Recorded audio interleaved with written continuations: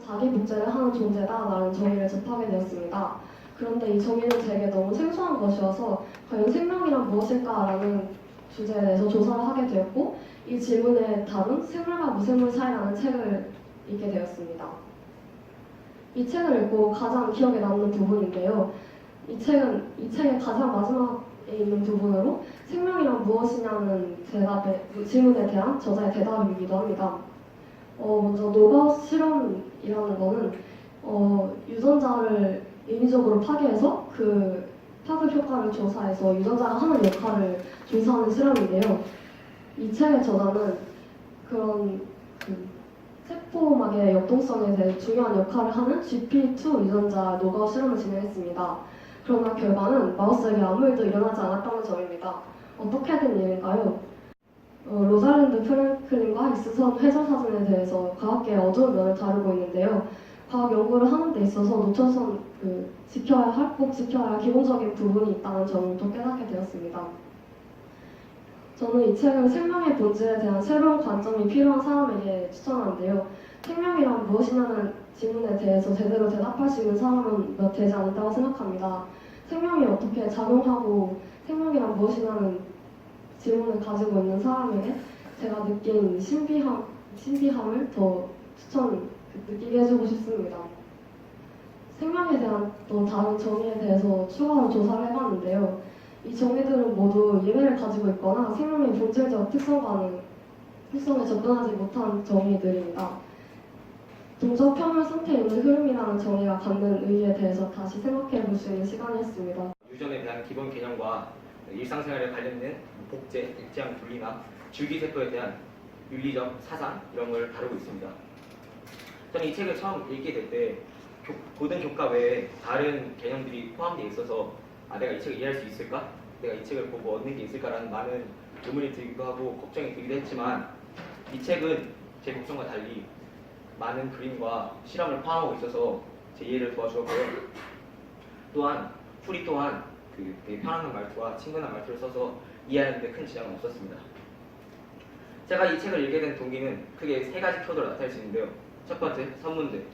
두 번째, 내신 시험. 세 번째, 일상 속에서입니다. 첫 번째, 첫 번째 장, 복제와 줄기세포라는 부분이 가장 인상 깊었습니다. 첫 번째 장, DNA 정체에서는 제가 가장 배우고 싶었던 부분인 DNA에 대해서 가장 상세하고 잘 설명해 놓았습니다. 그중 저는 DNA의 그 어원이 가장 인상 깊었는데 DNA는 디옥시리보 핵산이라고 핵산의 약자입니다. 이 책에서는 D는 떼어내다, 옥시는 산소, 리보는 탄소 5개가 이루어진 리보스, 유클리드는 핵, 애시드는 산이라고 구체적인 설명을 통해 제 이해를 도와주었습니다. 또한 6번째 장에서는 단지 유전학만 다룬 게 아니라 우리 일상생활에서 유전과 연결되어 있는 복제 혹은 줄기세포에 대한 찬반의 입장을 나이를 주어서 저는 마냥 좋게만 생각했던 복제와 줄기세포에 대해서 다시 한번 생각해보고 다시 한번 돌아보게 되는 계기가 되었습니다. 제목들이 있는데요. 저는 이 6개의 주제 중에서 제 4장인 인간은 왜 암수 한 몸이 아닐까 이 주제에 대해서 호기심이 생겼고 좀 집중적으로 읽어보게 되었습니다. 철학자 에밀 시오랑과 한 여성 인류학자는 다음과 같이 말했습니다. 이렇게 성별의 차이가 사회적 문화적으로 만들어졌다는 주장은 오늘날 흔히 통용되고 있으며 이제는 좀 진부해지기까지 했습니다. 여기서 이 주장 자체가 왈가왈부하진 않겠지만 이렇게 사회와 문화에만 탓을 돌리다 보면 그 한계에 대해 진지하게 논의하기가 어렵게 됩니다. 일단 비뉴턴 입자라는 것에 가장 인상이 깊었습니다. 비뉴턴 입자라는 것은 말 그대로 그 뉴턴의 세 가지 운동 법칙이 항상 성립하지 않는 입자를 말하는 것인데요.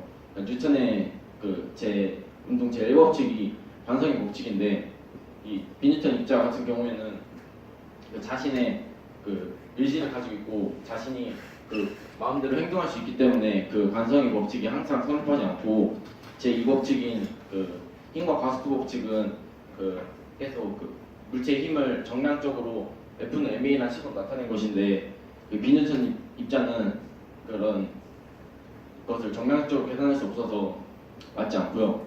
세 번째는 작용 반작용 법칙인데 그 힘을 밑에 일단은 서로 사회 심리학적인 힘을 또 추가로 영향을 받기 때문에 작용 반작용 법칙이 항상 성립하지 않는다는 것이었습니다. 그리고 ASEP 기법이라는 게 있는데요. Asymmetric Simple Exclusion Process라는 것인데 이걸 해석하면은 비대칭 단순 배제 과정이라는 건데요. 네, 일단 사진을 보시면 이렇게 되는 거예요. 일단 이 정착을 해석하기 위해서는 이런 게 꼭 필요한데 비대칭이라는 게 이 공들은 한 상자에 하나만 들어갈 수 있고 왼쪽으로 가지 못하고 오른쪽으로밖에 가지 못합니다. 근데 이거를 잘 보시면은 저기 다른 거는 다 한 칸씩 오른쪽으로 가는데 저기 앞에 공이 한 칸 있으니까 그 왼쪽에 있던 그 공은 오른쪽으로 넘어가지 못하게 됩니다. 그래서 그 인계 그런 밀도가 있는데 인계 밀도 이상을 넘으면은 그게 정체 형상으로 이어지는 것을 이 저자가 해석해낸 것입니다.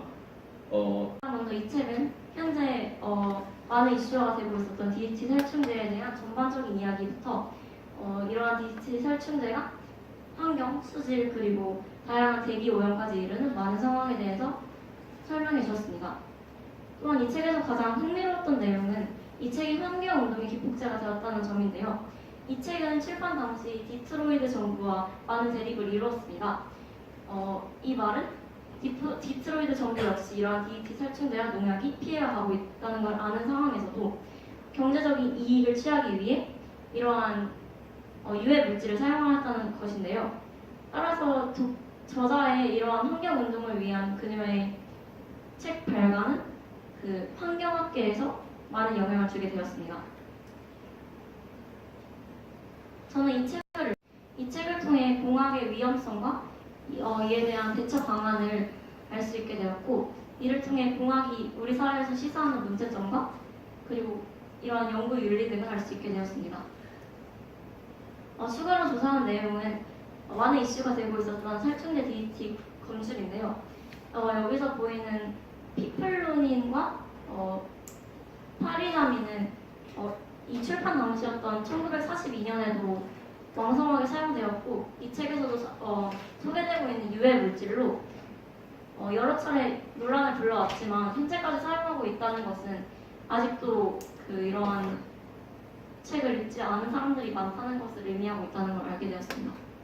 입구가 붙는다, 지옥 입구가 우리를 향해 다가오고 있다는 내용이 있는데 이거는 부심력을 의미합니다. 왜냐하면 부심력은 역시 힘이지 않습니까? 그래서 가속도가 붙어서 이거를 표현한 거라고 썼습니다. 즉 이 시에서는 등속 원대라는 개념이 들어가 있죠.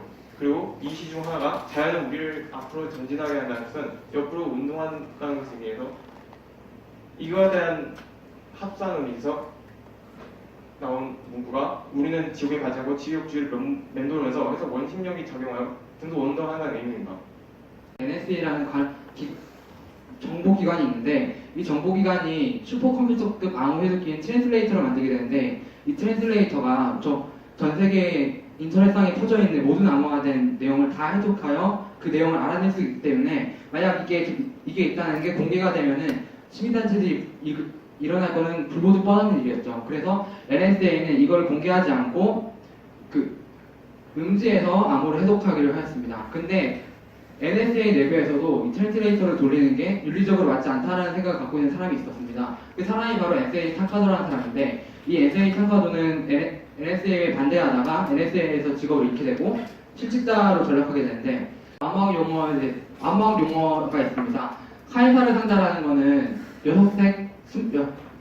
64개의 글자를 상자 모양으로 배열을 만드는 암호인데 글자가 64개가 있으면 그걸 세로로 배열해서 나중에 읽을 때는 가로 모양으로 배치를 해서 암호를 만드는 방식입니다. 이 방식으로 나중에 그 바이러스를 파괴하는 데 도움이 됩니다. 그리고 무차별 대입 공격은 트랜슬레이터가 이용한 방법인데 그냥 아무거나 넣어서 맞으면 통과하고 아니 틀리면 다시 다른 거로 대입해보는 계속 무한적으로 새로운 방법을 찾아보는 방식입니다. 그리고 평문순환 기술은 디지털 포트리스가 사용하는 방법으로 영구적인 구간을 반복해요. 무차별 대입 공격을 하도 암호가 풀리지 않도록 만드는 암호화 방법입니다.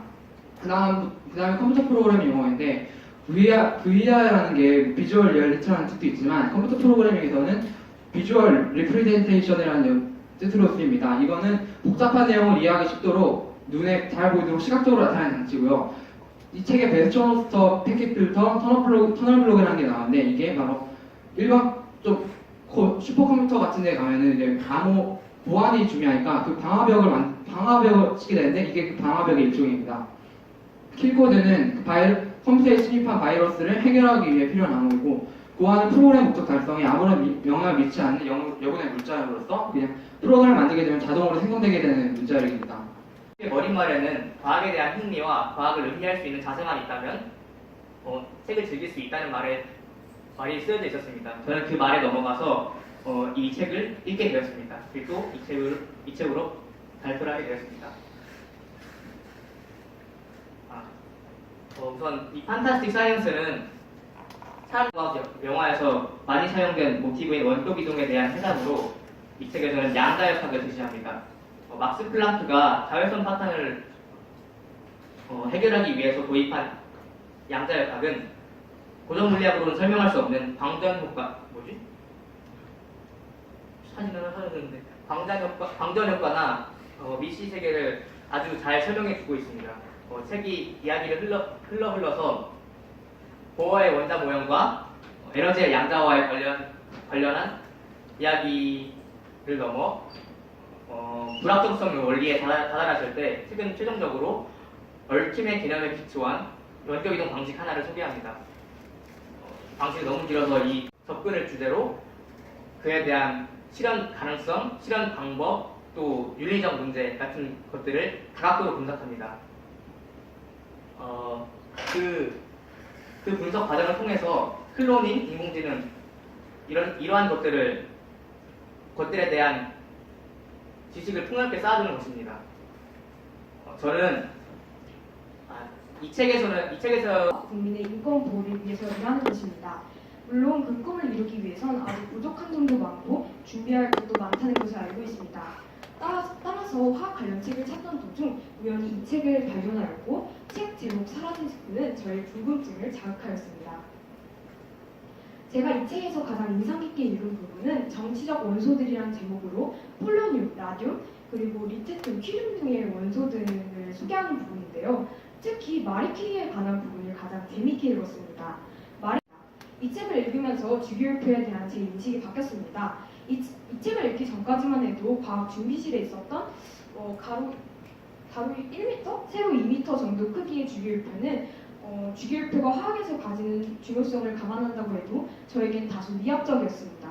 또한 숫자나 약자, 그리고 컴퓨터 에러 메시지 같은 것들이 막 뒤죽박죽 섞여 있는 것처럼 보여서 자꾸 PT가 넘어가는데 그냥 한번 고려해 주시고요. 그래서 그런 것들 보고 있으면 왠지 화학이라는 과목이 매우 무겁게만 느꼈습니다. 이처럼 저는 이 책을 읽기 전까지만 해도 화학과에 진학하기를 바라지만 화학을 결코 즐기지 못하는 그런 불우한 학생이었습니다. 주 책이나 인터넷 등이 많은 도움이 되었고요. 특히 그 중에서도 주기율표에 관해 다룬 과학 잡지 뉴턴호가 많은 도움이 되었습니다. 특히 113번 원소 합성에 성공한 고스케 모리타 박사와의 특별 인터뷰를 보면서 향후 119번 원소 합성에 대한 도전이라든지 화학의 전망에 대해서도 알 수 있는 아주 유익한 시간이었던 것 같습니다. 하나의 줄기로 이어진 것이 아니고 그리스 고대 로마 신화에 관한 그런 단편적인 신화들을 먼저 서술한 다음에 그 서술된 내용 속에서 생물학적인 요소를 뽑아서 거기에 현실에 맞는 문제와 연관시켜서 서술하는 그런 책 내용이고요. 여기 보이는 조루병이나 저기 뒤에 쌍둥이가 몸이 붙어서 나온 거나 이 공작 있잖아요. 공작 눈이 무슨 크로노스에서 눈에 떼어서 붙이고 이 공작이 수컷이 자기 가시를 위해서 그리고 또 생물학적 진화적인 관점에서 서술하고 그런 내용입니다. 이 내용 젊은 사람들은 자기 나이가 먹어도 좀 더 젊은 피부를 유지하고 싶어서 화장이나 성형 시술 같은 것을 많이 시도합니다. 근데 지금 현재 과학계에서 젊음과 관련된 물질을 관여한 물질 찾아서요. 지금 현재 활발하게 연구 중이라고 하는데요. 그중 첫 번째가 바로 DHEA라는 물질입니다. 자, DHEA는요. 남성 호르몬 테스토스테론과 여성 호르몬 에스트로겐, 프로게스테론과 같이 함께 신체 기능을 유지하고 남녀의 성징, 스트레스를 조절하는 역할을 하는 물질입니다. 한 번쯤은 들어보셨을 것이라고 생각합니다. 그 종의 기원은 찰스 다윈이 적은 책으로서 생명과학에서도 절대 빠질 수 없습니다. 생명과학뿐만 아니라 과학에서도 빠질 수 없다고 할 수 있죠. 네, 그리고 찰스 다윈은 지금까지 가장 유명한 생명과학자로 생각하고 있으며 지금까지 이 종의 기원이라는 책은 현재까지도 많은 영향을 주고 있습니다. 근데 여기서 찰스 다윈이 적은 이 종의 기원이라는 책의 가장 큰 무대는 바로 갈라파고스입니다. 갈라파고스에 대해서 여러분들도 한 번쯤은 들어보셨을 거라 생각합니다.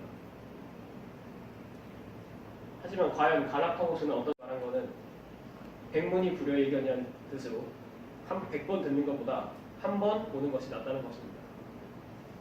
예를 들자면 이탈리아의 피사라는 동네에 5.5도 정도 기울어져 있으며 8층 정도의 높이로 56.2m 그리고 무게는 약 10,000톤 정도가 나가는 이 건물이 무엇이라고 생각하십니까? 하면은 또 피사의 사탑을 떠올릴 수 있습니다. 하지만 이 피사의 사탑을 설명하는 데는 이렇게 많은 내용이 되는데요. 많은 글이 필요한데요. 하지만 이 그림 하나 보고는 바로 피사의 사탑이라고 알 수 있습니다. 이처럼 갈라파고스를 설명하기 위해서 수많은 글들이 필요합니다. 그만큼 생태가 복잡하고 독특하죠. 하지만 이 책에는 다양한 그림들이 있습니다. 그리고 저는 이 그림들을 보면서 다양한 그림들을 통해서 보는 것이 오히려 글보다 낫다는 생각이 들었고요. 앞으로도 다양한 지식을 배워갈 때 이런 식으로 다양한 그림들을 참고하는 것이 가장 좋겠다는 생각이 들었습니다.